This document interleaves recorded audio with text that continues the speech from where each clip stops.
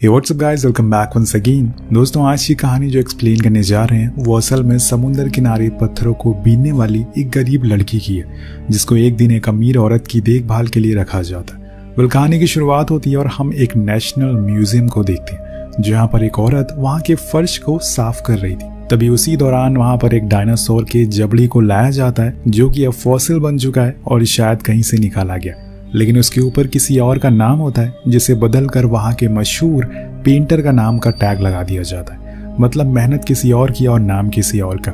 अब कहानी शिफ्ट होती है और लाइम नाम की जगह को देखते हैं, जहाँ पर एक बूढ़ी औरत अपनी बेटी मैरी के साथ रहती है। उनकी वहाँ एक शॉप है जिसमें वो समुद्र के किनारे मिलने वाले एंटीक पत्थरों को और एमोनिटीज को इकट्ठा करके उन्हें बेचा करते हैं। ऐसे ही इनका गुजारा चलता है। यहाँ पर हमें ये भी बताया जाता है कि जो फॉसिल उस म्यूजियम में रखा गया है वो असल में मैरी ने ही निकाला था, जिसके बदले में उन्हें 1 साल का राशन और कुछ कपड़े मिले और इसी में वो खुश थे। लेकिन मैरी कहीं ना कहीं इस चीज से खुश नहीं है। वो फॉसिल उसने न जाने कितनी मुश्किलों से ढूंढा था और अब वो किसी और के नाम से जाना जाता है। अगले दिन वो फिर से समुद्र के किनारे जाती है और वहां पर पत्थरों को बीनना शुरू कर देती है।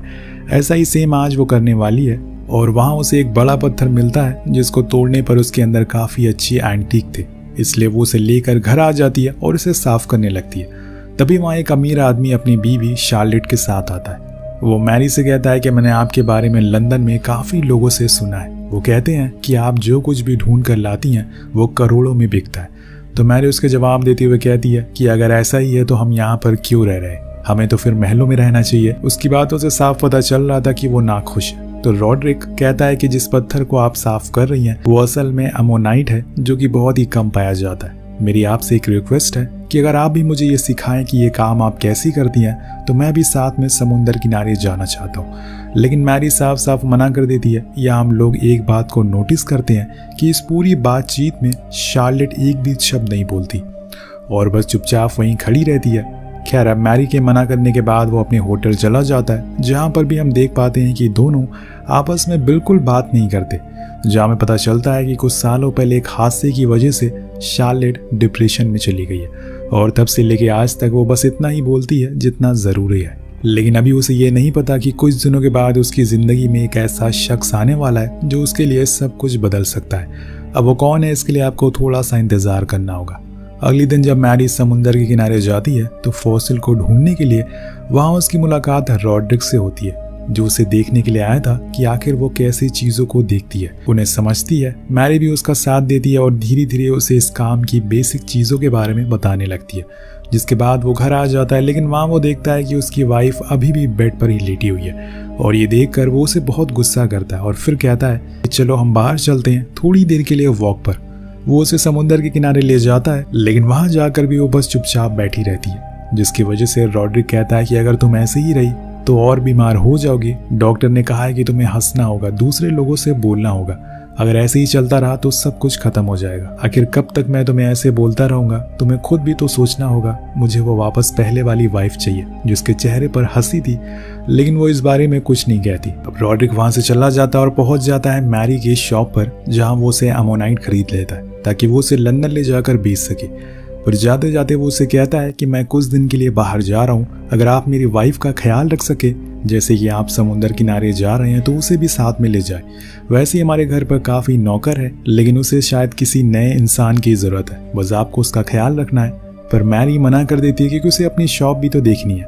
लेकिन वो कहता है कि मैं आपको इसके बदले में अच्छे पैसे दूंगा, फ्री में नहीं कह रहा हूँ।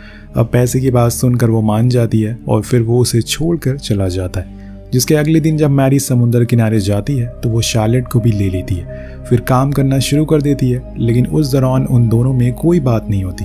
तब मैरी समझ जाती है कि शायद इसकी कोई बीमारी है या फिर ये किसी बुरे समय से गुजर रही है और इसीलिए ऐसा कर रही है। वो उसे कुछ खाने के लिए भी देती है, पर वो खाने से मना कर देती है। अब काम खत्म होने के बाद मैरी घर के लिए निकलती है, पर शार्लेट कहती है कि मुझे समुद्र में बात लेना है, लेकिन वो मना करती है क्योंकि इससे वो बीमार हो सकती है।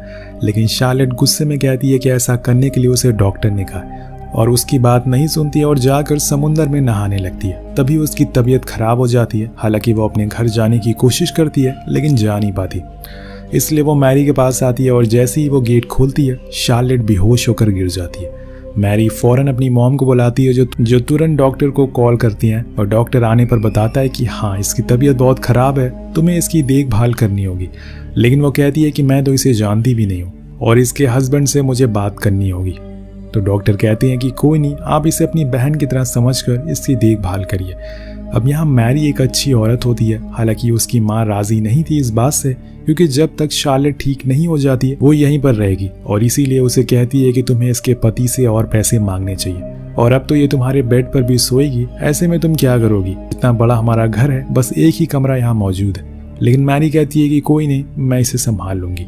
अब कहानी और आगे बढ़ती है और धीरे धीरे करके समय बीतने लगता है, लेकिन शार्लेट की तबीयत में कोई सुधार नहीं आ रहा था। वो फिर भी उसका ख्याल रखना नहीं भूलती, यहाँ कि उसने अपना काम पर भी जाना कम कर दिया था, क्योंकि उसके ऊपर अब एक इंसान की जिम्मेदारी है। कई रातों से वो अपने ही रूम में होकर कुर्सी पर सोया करती है, क्योंकि शार्लेट उसके बेड पर थी। वो उसे किसी भी तरह की कोई तकलीफ नहीं देना चाहती थी। अब एक दिन उसकी तबीयत थोड़ी खराब हो जाती है।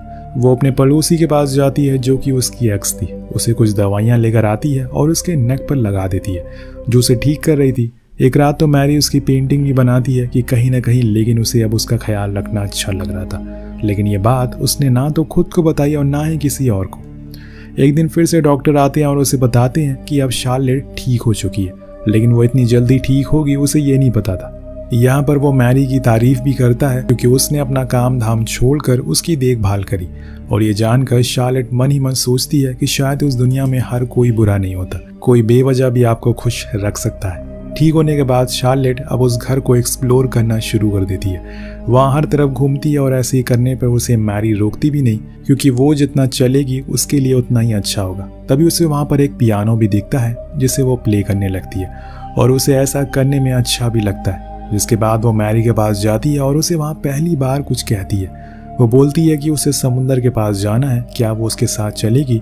तो वो उसके साथ चली जाती है और फिर वहाँ जाकर दोनों किनारे पर बैठकर बात करना शुरू कर देते हैं, जहाँ पर शार्लेट अपने बारे में बहुत सी बातें बताती है, जैसे कि उसकी शादी को 3 साल हो गए लेकिन उसके एक भी बच्चे नहीं है, क्योंकि उसका पहला बच्चा जन्म लेते ही मर गया और उसके बाद उसने कभी कोशिश नहीं की। तब से लेकर आज तक वो ऐसे ही उदास है। वो बताती है कि मेरे हस्बैंड मुझे ठीक करने की बहुत कोशिश करते हैं, लेकिन इसमें उनकी भी क्या गलती है, इसमें सब दोष मेरा ही है। उसकी बातें सुनकर मैरी उसे समझाती है कि तुम ये सब मत सोचो। इसके बाद वो दोनों घर आ जाते हैं। वहाँ पर मैरी दोनों के लिए खाना बनाती है। उसे ऐसा करते हुए देखकर शार्लेट उसके पास आती है और उसकी मदद करने की कोशिश करती है, लेकिन वो कर नहीं पाती क्योंकि उसने आज तक कभी सब्जी काटी ही नहीं थी।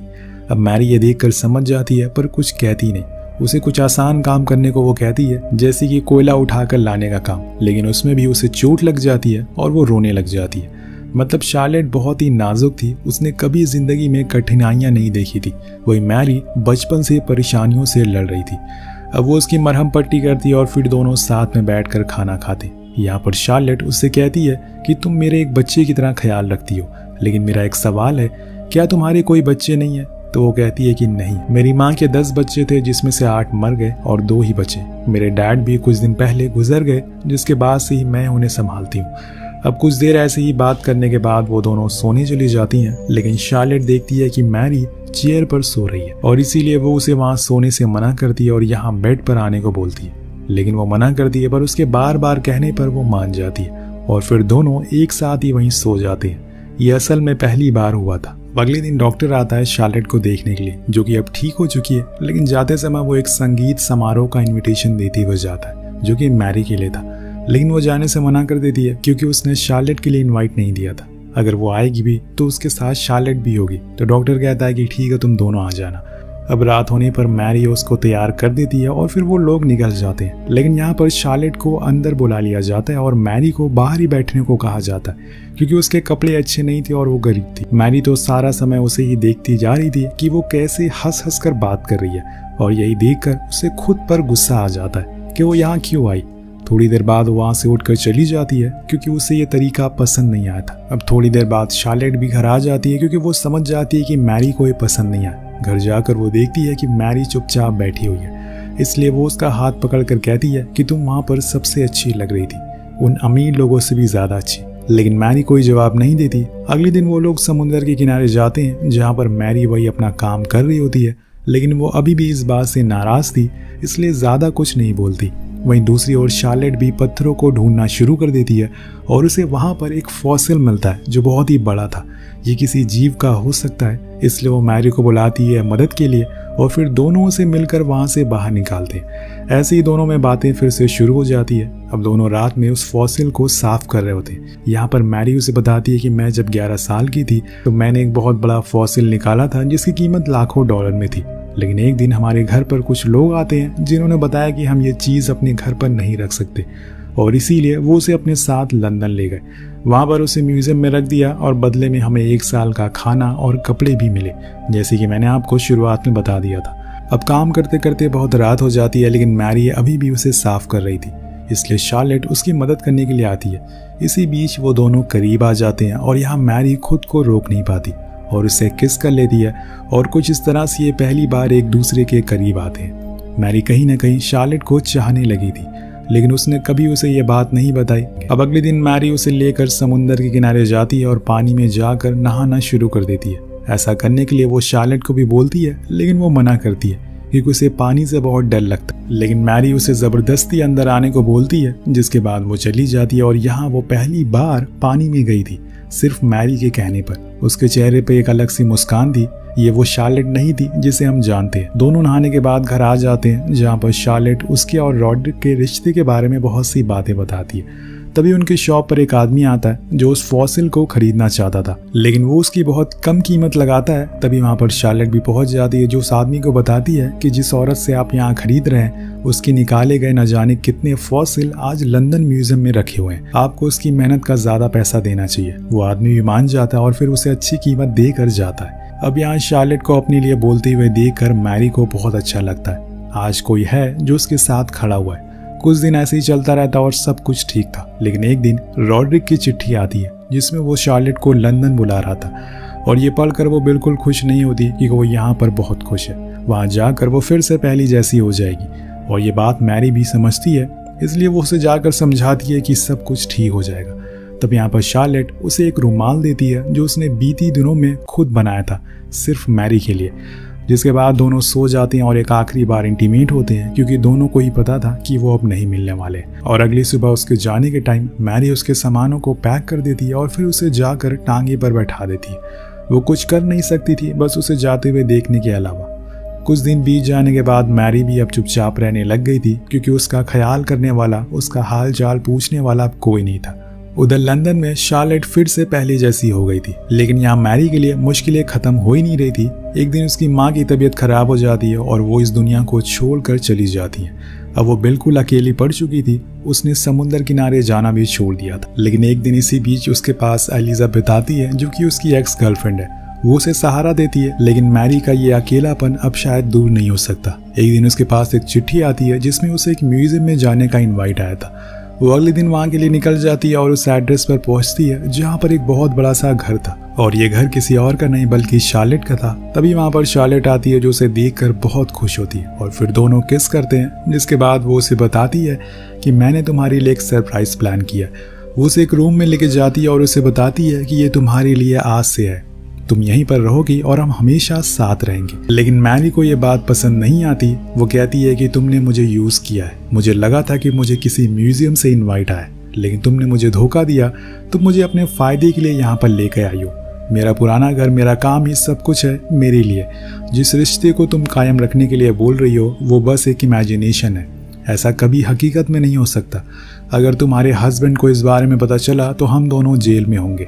वो इसके अलावा भी बहुत कुछ बोलती है। उसे लग रहा था कि शार्लेट उसे यहाँ बस मेड की तरह रखना चाहती है, लेकिन मैरी को अपने काम से प्यार है। वो उसे छोड़ नहीं सकती और इसीलिए वहाँ से चली जाती है। ये देखकर शार्लेट को बहुत बुरा लगता है। उसे ये उम्मीद तो नहीं थी कि ऐसा कुछ हो जाएगा। वहीं मैरी सीधा म्यूजियम की ओर चली जाती है, जहां पर वो अपने उसी फॉसिल को देखती है जो उसने 11 साल की उम्र में निकाला था। लेकिन अब उसके ऊपर किसी और के नाम का टैग है, यानी कि अब इसे खोजने का क्रेडिट किसी और को दे दिया गया। तभी वहां पर शार्लेट भी आ जाती है और दोनों आमने सामने आकर खड़े हो जाते हैं। मैरी उसे देखने लग जाती है जैसे कि उसने उसे माफ कर दिया हो। यहाँ पर शार्लेट भी उसके साथ देने के लिए आई थी और ये कहानी इसी दृश्य के साथ खत्म हो जाती है। दोस्तों, आपको क्या लगता है कि शार्लेट ने सच में मैरी को अपने मतलब के लिए इस्तेमाल किया, या फिर ये सब भूलकर मैरी को उसके साथ इस रिश्ते को कायम रखना चाहिए? नीचे कमेंट करके जरूर बताइएगा। मिलते हैं अगली वीडियो में। Peace out.